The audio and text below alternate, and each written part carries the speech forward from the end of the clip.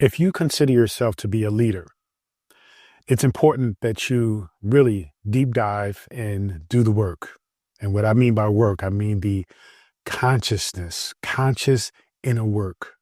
Because to be a leader, whether you are leading other people or leading yourself, which we are all doing, you must be conscious about so many different aspects of who you are, so many different aspects of what you were taught, what you know to be wrong in those teachings, meaning that it doesn't resonate with who you truly are, understanding that there is a journey that you are continuously going on to truly tap into and understand your truth, right? Your purpose, the meaning behind all that you are doing.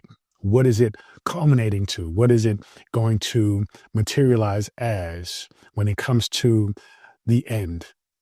When we can look back and look at the grand canvas of our lives and what it is that we have brought to the consciousness of the universe.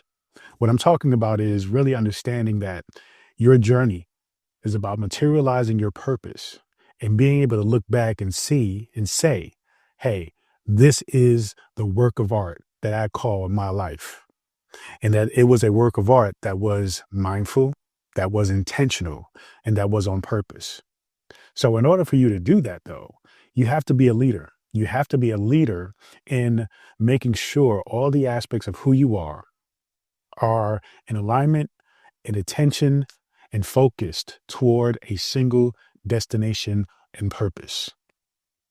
Now, it's important when you are going on this journey, when you are in the process of aligning those aspects of who you are, the consciousness, your conscious mind, your ego, your subconscious mind, your unconscious mind, all those aspects of who you are must come into proper alignment for you to be a person, an individual who is dialed in, tapped into your infinite potentiality.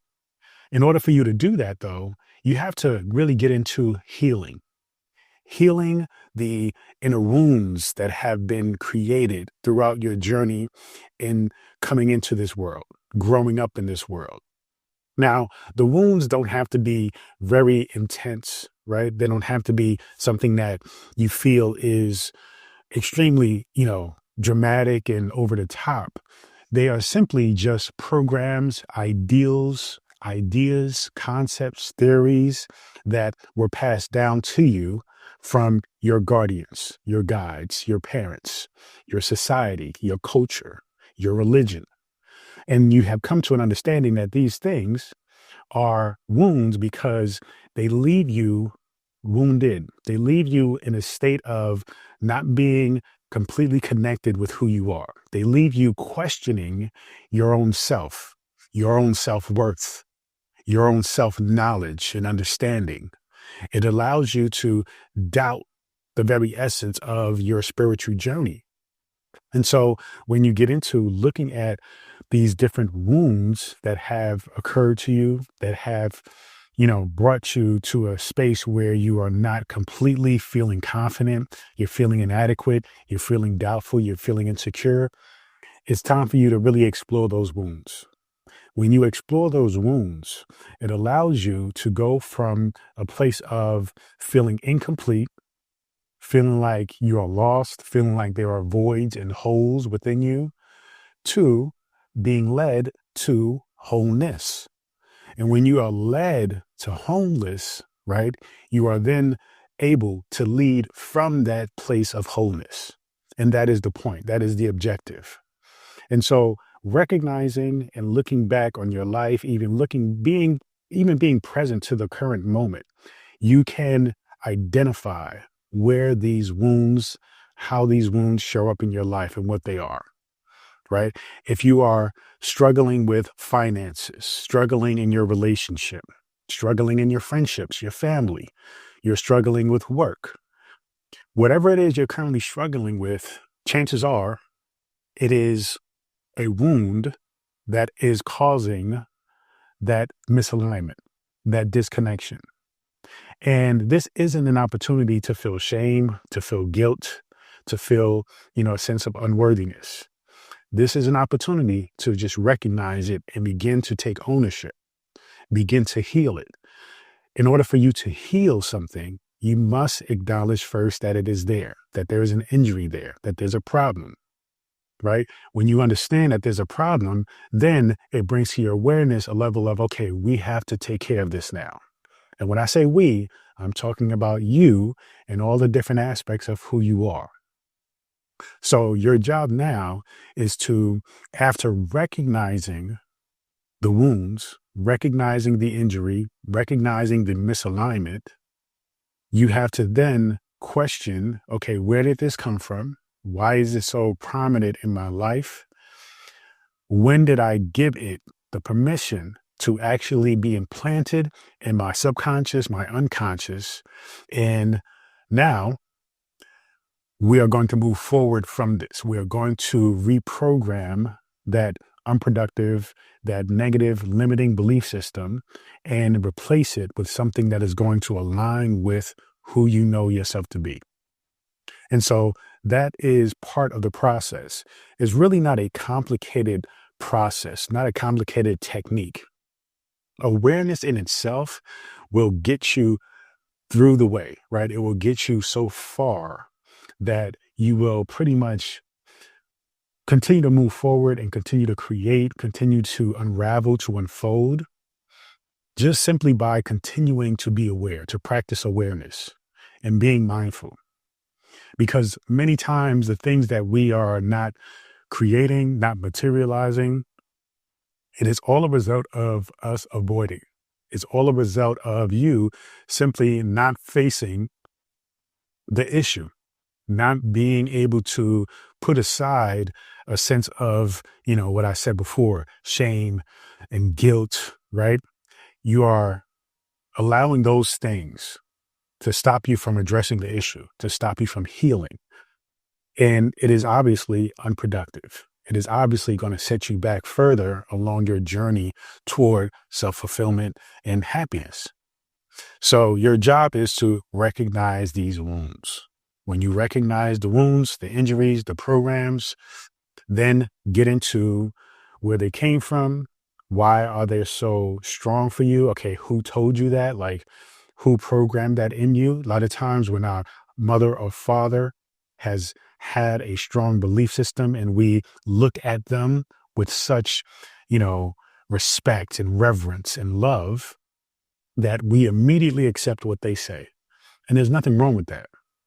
But at this point in your life, you are coming into a crossroads where you recognize that there's something else for you. And you had to step out of this box of restrictions and limitations into the infinite space of whatever it is that you desire, right? The infinite space of who you are. And so now your job is to just simply recognize, be aware, be mindful, and that will lead you to wholeness. And when you are led to wholeness, then you are able then to lead from that wholeness. And it is from that wholeness that you actually are able to release, recognize, ego-based patterns of control and manipulation. Because remember, the ego, its job is really to keep you safe, but it does so in a way that holds you back. It keeps you stagnant because the ego likes to be comfortable. It doesn't like change, but we all know that change is the only thing that is constant, no matter what it is. That is the reality of this universe. But the ego wants to hold on to whatever is going on for as long as it possibly can, because the ego does not want to change. The ego does not want to surrender. And its intention is to protect you. Its intention is to say, well, last time we did this or we did that, we were hurt, right? We felt pain. We felt a level of suffering. And that was because during that time, you weren't equipped with the right insight, wisdom, knowledge, perspective, you see, but it doesn't take that into consideration. It only remembers the program, when it happened, at the moment, at the level of knowledge and consciousness that you were at that moment. And so if something has happened to you, then it will only lock in that moment in time, though it is continuing to move forward with you from moment to moment. It is just simply saying that, okay, we cannot experience this again. So when we acknowledge or see something similar to this, we need to prevent it. We need to stop it. We need to run and hide. We need to protect ourselves. That is what the ego does, because the ego is the other extreme side of the spectrum from consciousness. Consciousness represents oneness, wholeness, completion, acceptance, love, trust, abundance. So the ego is going to be all of those things that are different, that are opposite, right? But it's really the same. So what I want you to understand, though, is that the ego has a tendency to want to be in control of everything, because with that control, it means that it doesn't change. And so you have to be able to identify the urge to want to control things, even when you're in a space where you are not living up to your highest potential, you are not aligned with your desires.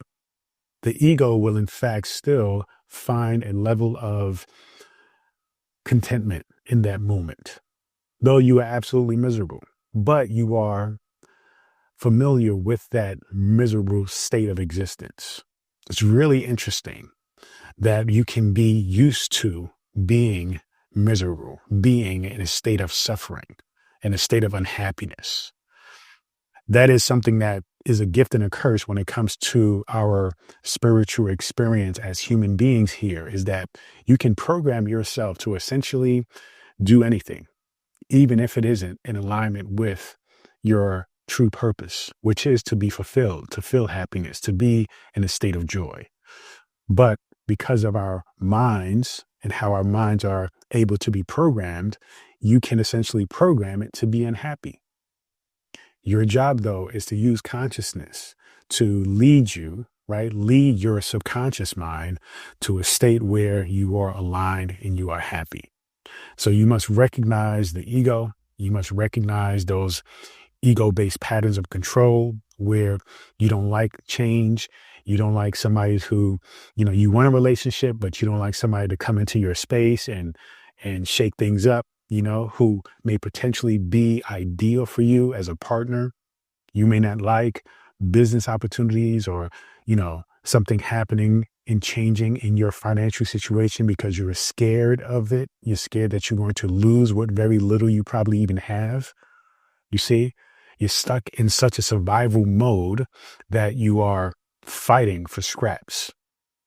And that is metaphorical in all areas of your life, right? You're fighting just for attention from your partner, even though that relationship is toxic because you don't believe that you can create, attract, or have, or be worthy of a love or relationship that is full of love, right? That can give you everything that you desire, that would allow you to be safe to give all that you want to give.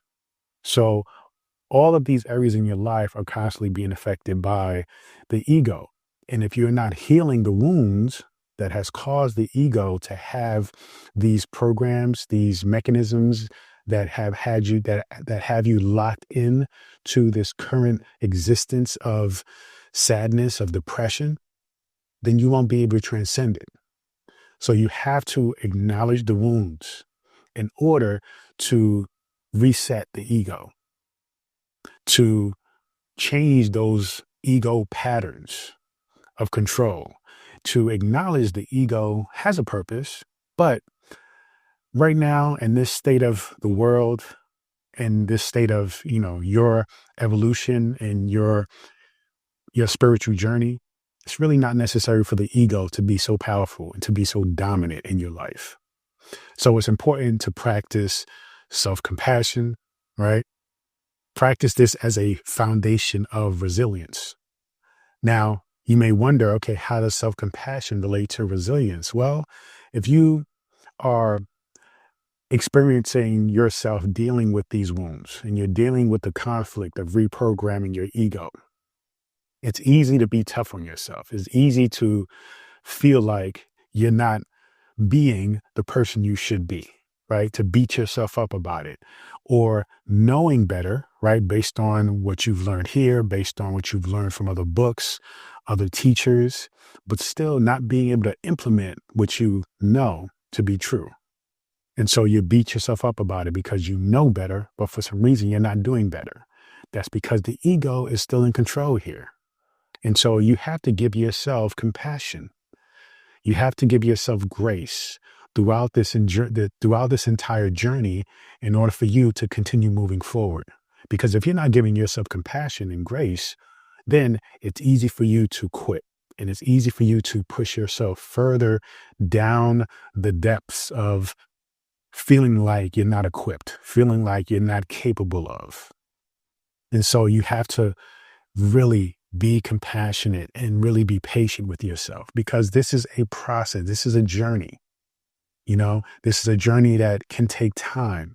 But remember, every second that you are really putting in the work, whether it is simply contemplating, whether it be self-reflection, whether it be meditation, whether it be just simply recognizing when these egoic patterns come up, it is still making a difference. And so you have to look at it as each step along the journey of this marathon that you're on. Because each step is how you get to the end. Each step is how you finish. Each step is how you materialize and manifest your purpose and come to self-realization.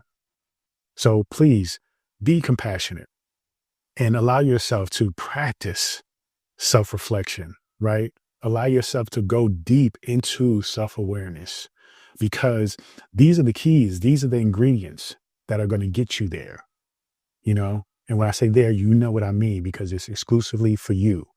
That place that you're going, that you're seeking, that you desire to experience, to have. Continue to practice self-reflection, practice self-awareness, practice self-compassion, most importantly, and you will get there. All right.